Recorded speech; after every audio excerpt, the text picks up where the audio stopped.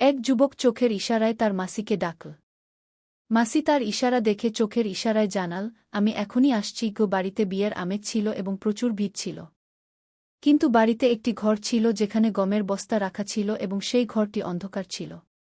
সেই ঘরে সে তার মাসিকে ডাকতে লাগল।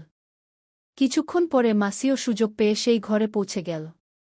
তারপর সেই যুবক গমের বস্তার পিছনে তার মাসির সাথে সম্পর্ক শুরু করল। যুবক তার পুরো শক্তি দিয়ে মাসির সাথে সম্পর্ক করছিল এবং মাসিও তার পূর্ণ সহযোগিতা করছিল। সেই ঘরে কেউ ছিল না, তাই তাদের দুজনের আওয়াজ ঘরে গুঞ্জরিত হতে লাগল। এই আওয়াজ তার ফুফাতো ভাই শুনে ফেল। সে তৎক্ষণাৎ ঘরে চলে এল। যখন সে ঘরে এল, অন্ধকারের কারণে কিছু দেখতে পেল না। কিন্তু যখন সে গমের বস্তার পিছনে তাকাল, তখন দেখল সেই যুবক এবং তার মাসি নগ্ন অবস্থায় সম্পর্ক করছেন। তাদের এই অবস্থা দেখে তার ফুফাতো ভাইয়েরও ভারসাম্য নষ্ট হয়ে গেল। কিন্তু সে কিছু বলার আগেই তারা দুজনেই শেষ করে ফেল এবং বের হওয়ার জন্য প্রস্তুত হতে লাগল। যুবক বাইরে তাকাতেই দেখল তার ফুফাতো ভাই দাঁড়িয়ে আছে। তাকে দেখে যুবকের অবস্থা খারাপ হয়ে গেল। এখন সে ভাবতে লাগল, এটি সব দেখে ফেলেছে এবং সবাইকে বলে দেবে কি। তখন সে তার ফুফাতো ভাইকে অনুরোধ করতে লাগল যেন সে কাউকে কিছু না বলে। তার ফুফাতো ভাই তখন তাকে বলল, তুমি সম্পর্কগুলো কলঙ্কিত করছ এবং নিজের বাড়িতেই এমন অন্যায় কাজ করছ। আমি সবাইকে বলে দেব। যদি তুমি চাও যে আমি কাউকে না বলি, তাহলে তোমার মাসিকে বলো, সে তোমার সাথে যা করছিল আমার সাথেও তা করুক গে। এই কথা শুনে যুবকের মাথা গরম হয়ে গেল। সে তৎক্ষণাৎ বলে উঠল, এটা আমার এবং তার মধ্যে ব্যক্তিগত বিষয়। তুমি এতে হস্তক্ষেপ করলে ভালো হবে না গিয়ে। এই নিয়ে তাদের মধ্যে বিতর্ক শুরু হয়ে গেল এবং পরের গল্পটি আরও আকর্ষণীয় হয়ে উঠল। সেই পুরো গল্পটি আমি আপনাদের শোনাব। বন্ধুরা, আপনারা আমার আপনজন, আমার দেশের মানুষ। আমার শুধু এই অনুরোধ, যদি আপনি ভারত থেকে এই ভিডিওটি দেখছেন, তাহলে কমেন্টে এখনই হ্যাঁ লিখুন এবং ভিডিওটি লাইক করে চ্যানেলটি সাবস্ক্রাইব করুন। যারা আমাকে তাদের মনে করেন তারা দয়া করে এইটুকু করে দিন। তখনই তাদের বিতর্কের মধ্যে বাইরে থেকে জোরে জোরে দরজা পেটানোর শব্দ এল। ভিতরে কে আছে? দরজা খোলো। তখন রমেশ এবং মাসির হুঁশ উড়ে গেল এবং তার ফুফাতো ভাই সঞ্জু হতবাক হয়ে বলল, যদি কেউ ধরে ফেলে তাহলে পুরো বাড়িতে হইচই পড়ে যাবে কি। মাসি তাড়াতাড়ি দোপাট্টা ঠিক করে ভয়ে ভয়ে বলল, এখন কি করব? রমেশ ইশারায় সবাইকে চুপ থাকতে বলল। কিন্তু বাইরে থেকে আওয়াজ আরও জোরালো হতে লাগল। বাইরে থেকে কেউ বলল, আমরা খাবার নিতে এসেছি, তাড়াতাড়ি খোলো। এই আওয়াজ রমেশের ছোট চাচাতো ভাইদের ছিল। সম্ভবত তাদের এই ঘর থেকে খাবার নিয়ে যেতে হবে। রমেশ ভয়ে ভয়ে ইশারা করল সবাই শান্ত থাকতে। তখন তার ফুফাতো ভাই সঞ্জু বুদ্ধিমত্তা দেখিয়ে বলল, চুপচাপ জানালা দিয়ে বের হয়ে যাই। সঞ্জু ধীরে ধীরে জানালা খুলল এবং প্রথমে বাইরে লাফ দিল। তারপর রমেশও লাফ দিল। কিন্তু মাসি একটু ভয় পেয়ে গিয়েছিল। তবে রমেশ হাত ধরে তাকেও বাইরে নিয়ে এল। তিনজন তাড়াতাড়ি অন্ধকারে লুকিয়ে বাইরে বেরিয়ে গেল এবং আলাদা আলাদা দিকে চলে গেল যাতে কেউ সন্দেহ না করে। রাতে যখন সবাই বিয়ের আনন্দে মগ্ন ছিল, তখন রমেশ এবং সঞ্জু একা দেখা করল। রমেশ রেগে গিয়েছিল। তখন সে বলল, দেখ, তুমি যা বলেছ তা আবার বলো না কি। তখন সঞ্জু হেসে বলল, ভাই, তুমি তোমার মাসির সাথে মজা করতে পারো, কিন্তু আমি পারি না। এটা কোনো ন্যায়? তখন রমেশের রাগ বেড়ে গেল। কিন্তু তখনই তার ফুফাতো ভাই সঞ্জু ধীরে ধীরে বলল, যদি তুমি চাও যে আমি কাউকে কিছু না বলি, তাহলে মাসিকে বলো, সে তোমার সাথে যা করেছে আমার সাথেও তা করুক। না হলে সকাল হওয়ার আগেই পুরো পরিবার জানতে পারবে তোমরা কি করেছ গিয়ে। এই কথা শুনে রমেশের রক্ত গরম হয়ে গেল। এখন সে ভাবতে লাগল, যদি কথা বেরিয়ে যায় তাহলে সম্মান মাটিতে মিশে যাবে কি। এখন তার কাছে শুধু দুটি পথ ছিল, হয় সঞ্জুকে কোনোভাবে চুপ করাতে হবে, নতুবা সঞ্জুর কথা মেনে নিতে হবে। তখন রমেশের মাথায় একটি বিপজ্জনক পরিকল্পনা এল। সে সঞ্জুকে চুপ করানোর জন্য যে কোনো কিছু করতে প্রস্তুত ছিল। যদি আপনি এখনও গল্পে আটকে থাকেন, তাহলে দয়া করে ভিডিওটি একটি লাইক করুন। এখন তার কাছে আর কোনো উপায় ছিল না, তাই সে গিয়ে পুরো ঘটনা তার মাসিকে বলল। যখন মাসি সব শুনল, তখন সে হতবাক হয়ে গেল এবং বলতে লাগল, যদি তোমার ফুফাতো ভাই সবাইকে আমাদের সম্পর্কে বলে দিলে কি হবে? এই কথা শুনে রমেশ তাকে বলতে লাগল, তুমিও কি সঞ্জুর সাথে কিছু করতে চাও? এ কথা শুনে তার মাসি রেগে গেলেন এবং বলতে লাগলেন, আমি পরিস্থিতি বিবেচনা করে কথা বলছি না যে তুমি নোংরা চিন্তা করছ সে বিষয়ে। আমি তোমাকে শুধু এতটুকু বলতে চাই যে, যদি সে আমাদের সম্পর্কে কাউকে বলে দেয় তাহলে কি হবে? তখনই রমেশ বলল, যেভাবেই হোক এখনই তুমি তাকে তোমার কথায় জড়িয়ে ফেলো এবং বিয়ে শেষ হওয়ার পর আমরা তার সাথে ভালোভাবে কথা বলব। তারপর মাসি সেখান থেকে চলে গেলেন। কিছুক্ষণ পরে রমেশের মাসি সঞ্জুর কাছে এলেন এবং তার সাথে মিশে গল্প করতে লাগলেন। কিন্তু সঞ্জু আগে থেকেই বেশ চালাক ছেলে ছিল এবং সে কথায় কথায় মাসিকে এখানে সেখানে টাচ করে দিচ্ছিল। কিন্তু মাসির মজবুরি ছিল, তাই তিনি কিছু বলছিলেন না। আর সঞ্জু বারবার তাকে একান্তে দেখা করার জন্য বলছিল, কিন্তু মাসি ক্রমাগত না করে যাচ্ছিলেন এবং বলছিলেন, এখন তো বিয়ে, অনেক লোকজন আছে, আমি চাই না যে আবার সেই সব হোক। তাই 2-3 দিন অপেক্ষা করো, তারপর তুমি তোমার মনের ইচ্ছা পূরণ করে নিও। কিন্তু সঞ্জুও পুরানো খেলোয়াড় ছিল। তাই সে মাসির কথায় বিশ্বাস করছিল না। সে ভাবছিল যে যদি মাসি এখন হাত থেকে ছুটে যায়, তাহলে পরে আর কখনো তার সাথে কিছু করার সুযোগ মিলবে না। তাই সে মাসির পিছনে লেগেছিল। কিন্তু মাসি কোনো না কোনো অজুহাত দেখিয়ে তাকে টালবাহানা করছিলেন। মাসিও দেখতে কারো থেকে কম ছিলেন না, খুবই সুন্দর গোড়া চিটে এবং আকর্ষণীয় ছিলেন। তাই তার ফুফাতো ভাইয়ের মন তার দিকে থেকে সরছিল না এবং সে এই দুজনকে আপত্তিকর অবস্থায় দেখেই ফেলেছিল। তখন থেকে তার মনে শুধু সেই দৃশ্যই ঘুরছিল। ধীরে ধীরে মাসি 3-4 দিন তাকে টালবাহানা করার কাজ করলেন এবং তখন পর্যন্ত বিয়ের কাজ শেষ হয়ে গিয়েছিল এবং বাড়ির সব মেহমান চলে গিয়েছিল। তখন মাসিও নিজের বাড়ি যাওয়ার প্রস্তুতি নিচ্ছিলেন। এমন সময় রমেশের ফুফাতো ভাই তার কাছে চলে এল এবং বলল, যদি আমার কাজ না হয়, তাহলে এটা বুঝে নিও যে আমি তোমাদের দুজনের কেলেঙ্কারি সবার সামনে ফাঁস করে দেব। এখন এ কথা শুনে মাসি ভয় পেতে লাগলেন এবং তিনি তৎক্ষণাৎ রমেশের কাছে পৌঁছে তাকে বললেন, আমি এই ছেলেকে কয়েকদিন ধরে বোঝাচ্ছি এবং তোমার কথা মতো 4-5 দিন ধরে টালবাহানা করছি।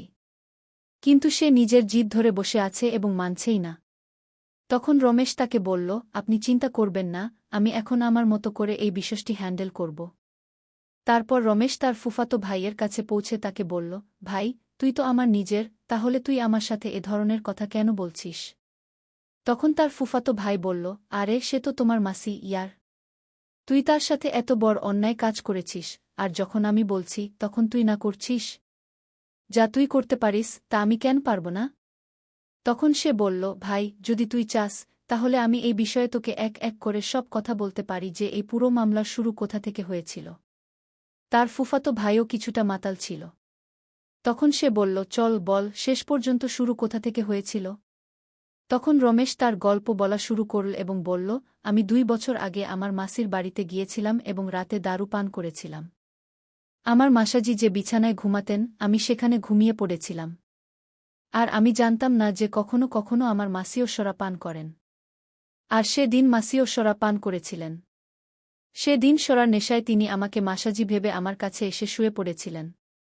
আমরা দুজনই নেশায় ছিলাম এবং ভুলবশত মাসি আমাকে মাসাজি ভেবে নিয়ে আমার সাথে ছেলেখেলা শুরু করলেন। আমি নেশায় থাকার কারণে নিজেকে নিয়ন্ত্রণ করতে পারিনি এবং মাসির সাথে সহযোগিতা করতে লাগলাম। কিছুক্ষণ পরে আমরা দুজন নগ্ন হয়ে গেলাম এবং আমি মাসির সাথে সম্পর্ক স্থাপন করতে শুরু করলাম। সম্পর্ক স্থাপনের সময় যখন আমি কিছু বললাম, তখন মাসি একদম চমকে গেলেন এবং তার ফোন তুলে ফ্ল্যাশলাইট জ্বালিয়ে দেখলেন যে মাসাজির জায়গায় আমি আছি। তখন তিনি বললেন, এটা তুই আমার সাথে কি করলি? আমি নেশায় ছিলাম এবং মাসিও নেশা ছিলেন। আমি বললাম, এখন মাসি, যা হয়ে গেছে তা হয়ে যাক। দুজন লোকই ঈশ্বরার নেশা ছিল, এই কারণে মাসিও আমার কথা মেনে নিলেন এবং তারপর আমাদের দুজনের মধ্যে সম্পর্ক হয়ে গেল। আর যখন একবার এমন হল, তখন আমাদের দুজনের সংকোচ কেটে গেল এবং যখনই সুযোগ পেতাম, আমরা দুজন সম্পর্ক স্থাপন করতাম। এ কথা শুনে তার ফুফাতো ভাই জোরে জোরে হাসতে লাগল এবং বলল, এখন তো এই কথা এক এক করে সবাইকে বলব। তখন রমেশ বলল, ভাই, আমি তোমাকে বিশ্বাস করে এই কথা বলেছি এবং তুই আমার সাথে এমন আচরণ করছিস? তখন সে বলল, তোমার মাসি এত সুন্দর, তাকে দেখলে যে কেউ তার উপর ফিসলে যাবে, তাহলে আমি কিভাবে ছেড়ে দেব? রমেশ অনেকক্ষণ ধরে তার ফুফাতো ভাইকে বোঝানোর চেষ্টা করল, কিন্তু তার বোঝার মধ্যে আসল না। তার আচরণ দেখে রমেশ বুঝে গিয়েছিল যে সে মানবে না, তাই সে তার ফুফাতো ভাইকে বললাম, চল, আমি কাল তোমার ব্যাপারে মাসির সাথে কথা বলবো এবং কাল দুপুরে আমি যেখানে বলব তুমি সেখানে চলে আসবে। আর তুমি যা ইচ্ছা করবে তা মাসির সাথে করে নেবে। এই কথা শুনে রমেশের ফুফাতো ভাই খুব খুশি হল এবং বলতে লাগল, আমি শুধু এটাই চাই। আর যদি কাল দুপুরের পর তোমরা কোনো নাটক কর, তবে আমি সন্ধ্যা পর্যন্ত সব কথা সবাইকে বলে দেব। তারপর রমেশ চুপচাপ সেখান থেকে চলে এল এবং বাড়িতে এসে শুয়ে পড়ল। সে সারারাত তার মাথায় এই চিন্তাই করতে লাগল যে এখন শেষ পর্যন্ত কি করা উচিত। পরের দিন সকালে সে সঞ্জুকে বলল, দুপুর 1টায় তুমি আমার বলা জায়গা চলে আসবে। কারণ বাড়িতে তুমি যা চাও তা সম্ভব নয়। তাই আমি মাসিকে 1টায় হাইওয়ের পাশের একটি জঙ্গলে ডেকেছি। সে সেখানে আসছে। আর আজ তুমি যা ইচ্ছা করবে তা আমার মাসির সাথে আমারই সামনে করে নেবে। আমি তোমাকে থামাব না, মাসিও তোমাকে মানা করবে না। এই কথা শুনে তার ফুফাতো ভাই খুশি হয়ে গেল।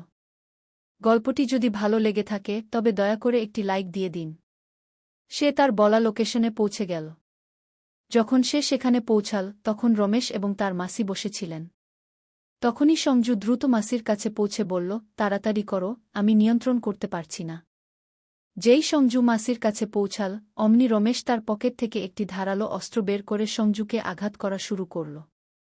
সে তখনই আঘাত করতে থাকল যতক্ষণ না সঞ্জুর প্রাণ বেরিয়ে গেল। তারপর সে সেখানেই জঙ্গলে একটি গাছের নিচে গর্ত খুঁড়ে সঞ্জুর লাশ পুঁতে ফেল। তারপর তার মাসি এবং রমেশ দুজনেই বাড়ি চলে এল। এরপর সন্ধ্যা পর্যন্ত সঞ্জু কোথাও দেখা দিল না, তাই বাড়ির লোকজন একটু চিন্তিত হয়ে পড়ল। যখন তারা সঞ্জুর ফোন করল তখন তার ফোন সুইচ অফ দেখাচ্ছিল। কিন্তু কেউ জানত না যে সে কোথায় গেছে। রাত প্রায় 12টা বাজতে বেশ কিছু সময় হয়ে গিয়েছিল, কিন্তু সঞ্জুর কোনো খোঁজ পাওয়া যাচ্ছিল না। সঞ্জুর মা খুব চিন্তিত হয়ে পড়লেন এবং তিনি পুলিশকে জানালেন। পুলিশ এসে একে একে সবাইকে জিজ্ঞাসাবাদ করল, কিন্তু সঞ্জু সম্পর্কে কেউ কিছুই জানত না। যখন রমেশ এবং তার মাসিকে এই বিষয়ে জিজ্ঞাসা করা হল তখন তারাও স্পষ্টভাবে সবকিছু অস্বীকার করল। এখন সঞ্জু সম্পর্কে কোনো তথ্যই পাওয়া যাচ্ছিল না। পুলিশ সঞ্জুর কল ডিটেইল চেক করল, কিন্তু তাতেও কোনো নম্বর পাওয়া গেল না যা থেকে কোনো সূত্র মিলতে পারে। কারণ রমেশ এবং তার চাচাতো ভাই সঞ্জুর সাথে যেসব কথা হয়েছিল তা সরাসরি মুখোমুখি হয়েছিল। ফোন বা মেসেজে কোনো ধরনের আলোচনা হয়নি। আর এরা দুজনই আত্মীয় ছিল, তাই পুলিশেরও ধারণা ছিল না যে ছেলেটির সাথে কেউ এমন কিছু করবে। ধীরে ধীরে এই কেসে অনেক সময় চলে গেল এবং সঞ্জুর মা প্রতিদিন থানায় গিয়ে পুলিশকে জিজ্ঞাসা করতেন যে তার ছেলের কোনো খোঁজ পাওয়া গেছে কিনা। কিন্তু কোনো ধরনের প্রমাণই মিলছিল না। এদিকে রমেশ এবং তার মাসি তাদের কাজে ব্যস্ত ছিল। তাদের যেন সম্পূর্ণ স্বাধীনতা মিলে গিয়েছিল। কিন্তু বলা হয় না, খারাপ কাজের খারাপ ফলই হয়। একদিন রমেশ তার মাসির বাড়িতে সম্পূর্ণ নগ্ন অবস্থায় তার সাথে সম্পর্ক স্থাপন করছিল, তখনই হঠাৎ করে তার মামা বাড়িতে চলে আসেন এবং তিনি তাদের দুজনকে হাতে নাতে পাকড়াও করেন। যখন মামা তাদের ধরে ফেলেন তখন তারা খুবই বিব্রত বোধ করে। এবং যখন মামা রমেশকে মারধর করতে শুরু করেন তখন রাগের মাথায় রমেশের মুখ থেকে বেরিয়ে যায়, মামা, বেশি বেয়াদবি করো না, নইলে তোমারও পরিণতি সঞ্জুর মতো হবে কি। এটা শুনে মামা সব বুঝে ফেলেন এবং তৎক্ষণাৎ বাড়ি থেকে বেরিয়ে গিয়ে সরাসরি থানায় পৌঁছে যান। থানায় পৌঁছে তিনি পুলিশকে পুরো ঘটনা জানান। পুলিশ যেই এই কথা শুনল অমনি রমেশ এবং তার মাসিকে বাড়ি থেকে গ্রেফতার করে থানায় নিয়ে যায়। থানায় নিয়ে গিয়ে যখন তাদের কঠোরভাবে জিজ্ঞাসাবাদ করা হয় তখন তারা দুজনেই পুলিশের সামনে সবকিছু খুলে বলে। তাদের দেওয়া তথ্য অনুযায়ী সঞ্জুর মৃতদেহ পাওয়া যায়। যদি মামা সেই দিন তাদের না দেখতেন তাহলে সম্ভবত এই দুজন কখনোই ধরা পড়ত না। এই গল্পে আপনি কার ভুল দেখতে পেলেন আপনার মতামত অবশ্যই জানাবেন। আমি আপনার মতামত খুব পছন্দ করি, তাই দয়া করে কমেন্ট করে আপনার মতামত জানাবেন। বন্ধুরা, আবেগের বশে মানুষ এইভাবে সম্পর্কগুলোকে কলঙ্কিত করে ফেলে, কিন্তু এই ঘটনাগুলোর সমাজে খুব খারাপ প্রভাব পড়ে। রমেশ এবং তার মাসি যা করছিল তা সত্যিই সমাজে একটি খারাপ উদাহরণ ছিল। বাকি আপনাদের এই বিষয়ে কী মতামত তা অবশ্যই জানাবেন। বন্ধুরা, এই গল্প বলার উদ্দেশ্য কারো মনে আঘাত দেওয়া নয়, কারো অনুভূতিতে আঘাত দেওয়া নয়, কোনো ধরনের অনৈতিকতা বা অশ্লীলতাকে উৎসাহিত করা নয় এবং কোনো ধরনের মাদককে উৎসাহিত করা নয়। এই গল্পের উদ্দেশ্য সমাজে ঘটে যাওয়া এই ধরনের বিষয়গুলো সম্পর্কে সচেতনতা তৈরি করা। আমরা এই গল্পের মাধ্যমে একটি শিক্ষামূলক বার্তা দিতে চাই যে সমাজে বসবাসকারী মানুষ এই ধরনের বিষয়গুলো সম্পর্কে সচেতন হোক এবং এমন ঘটনাগুলো সম্পর্কে তাদের দৃষ্টিভঙ্গি গড়ে তুলুক। এবং এই ধরনের ঘটনা থেকে নিজ নিজ বাড়িতে সতর্ক থাকুন, সচেতন থাকুন এবং নিরাপদে থাকুন। দেখা হবে আপনাদের সাথে অন্য কোনো গল্পে, ততক্ষণ পর্যন্ত নমস্কার।